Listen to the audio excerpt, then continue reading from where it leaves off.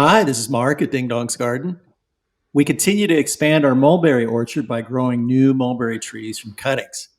Here you can see our propagation efforts with dormant cuttings last winter. But this summer, just after our mulberry harvest, we decided we would also try to propagate from green cuttings, which are cuttings taken from a live tree. In this video, we show you our process, we talk about our lessons learned, and we come back about a month later and look at the results. Here we can see the start of the process where we prune live cuttings from our trees in midsummer, and then it goes from there.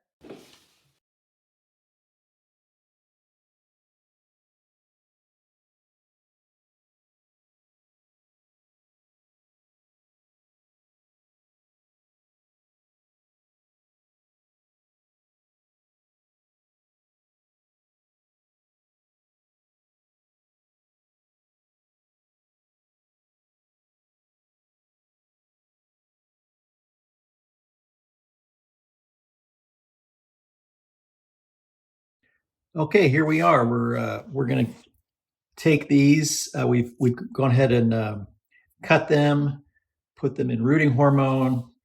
We've left a little bit of foliage on it, and I think we've got about 60 different Kip Parkers, maybe 2 or 3 per 9-inch pot. And we'll go ahead and put them in our humidity tent. Here's our humidity tent. It's basically just a rack with a piece of plastic over the top. And these guys will get light from above, and they won't desiccate or they won't lose water over time because we'll keep the humidity high in here. And one way we do that is sometimes I'll just come in and manually use a spray bottle to just open it up and spray in to maintain it. But I also put a pan of water on a heat mat underneath the humidity tent, and that will create a lot of humidity for the inside here. So we just let it go, just basically let it go for a month. If the soil does start to dry out, which it shouldn't, we'll just put a tiny bit of water in the bottom and let it soak up, but we won't spray them or water them like that. So, all right, we'll be back in a month. And here we are 1 month later. And in addition to the Kip Parker and Lawson Dawson that we put in, we also we took some cuttings and did some propagation for Black Prince, Big White, and Galicia. So I'm gonna go ahead and pull those out now, and we'll show the counts, and we'll see how that goes. And let's start off with Kip Parker. With Kip Parker, I put 60 cuttings in, and 35 are showing signs of life. I mean, it looks like they're going to make it. So that's about a 58% strike rate. They look good. And we're going to, we'll up pot these. We'll probably lose some more when we go to pot them up, but I'm pretty happy with that success rate. And it's the same or better than our success rates with dormant cuttings. The nice thing about doing this in the summer is that you can see here, it still even has some leaves that I left on the cutting that have survived for 30 days. And in my mind, that small little leaf is the little engine that keeps the plant going while it decides whether it's going to establish roots and leaf out. So, but this much foliage, my standard is that when you see stem growth, it indicates that there's roots, and probably some significant roots, because it takes a lot of water for these cuttings to form leaves, and particularly stems. So let's move on to Lawson Dawson. This is the first, the 6 tree pots closest to me are Lawson Dawson, and they don't look good except for this guy here.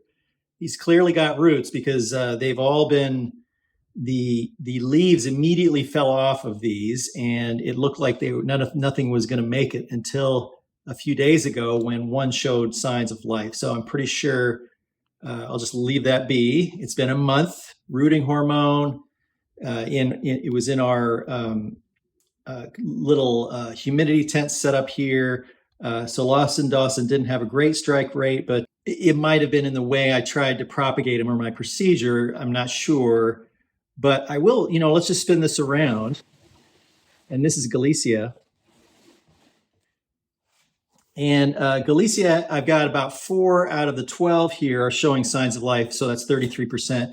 And with Galicia, and so this is about 3 weeks old, so it's a little younger than the other ones we're looking at. And so we see some buds forming here, some good foliage forming here. But one thing I did do different here is I didn't put rooting hormone on this. So in my leaves that I left on are still doing quite well. They're still viable, and I think they're still providing energy to the plant. So I think in another week we're going to see some other takes on this. So the rooting, and let's go ahead and look at another one here, and we'll talk about the rooting hormone as well. And here we are with Black Prince. Again, 3 weeks old, sits in a humidity tent for those 3 weeks. And I did not use rooting hormone. And the best I can tell is 11 out of the 18 here, or 61%, are showing some good signs of life. So you can see here that this is viable. This is definitely going to go. The one just on top of it is doing good, and there's a lot of them with swollen buds, which indicate that the plant is ready to go. Again, only 3 weeks, so in another week or two, we're going to see a lot more signs of life here. So I think I may not use rooting hormone on summer cuttings in the future. And another thing I noticed about the rooting, when I put powdered rooting hormone on the bottom cut, I wonder if it interferes with the water uptake that the plant can do on its own. You know what I mean? Where you take a plant cutting and you stick it directly in water, it will survive for a while because it's pulling water out of that glass of water. But when you put a powdery substance on the bottom of that cut, I wonder if that interferes with the uptake. Who knows? But in this case, I'm probably not going to use rooting hormone on our summer cuttings anymore. And there's one last group here we'll talk about. So this is big white mulberry. 15 out of 27 cuttings are showing life, so that's about 56%. Still got some time. It's only been 3 weeks. We'll let it grow before potting it up. Again, I didn't put any rooting hormone on this, and the leaves, this leaf here is 3 weeks old, and it's still very viable. And I'm sure that it's providing energy and an engine for growth to the cutting while it grows.